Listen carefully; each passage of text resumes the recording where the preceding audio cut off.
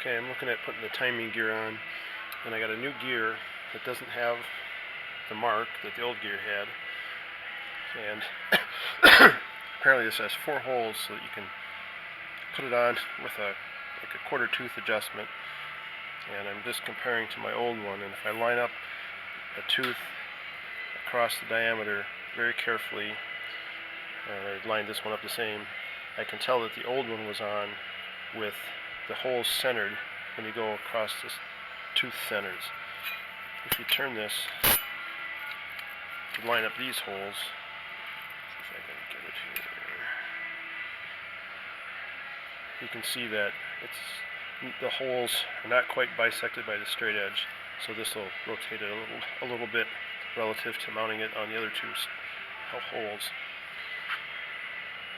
So I'm going to go through the whole timing procedure anyway, but I want to transfer this mark just to make sure I'm in the ballpark when I go through the whole procedure.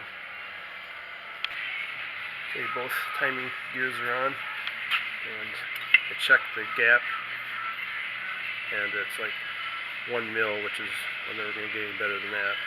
So the gears are in line. I have the marks for where the old teeth lined up. Oh, crap, the book shows the timing chain has a link where it comes apart, and my new timing chain doesn't, so at least this gear's got to come off again just after I torqued it too.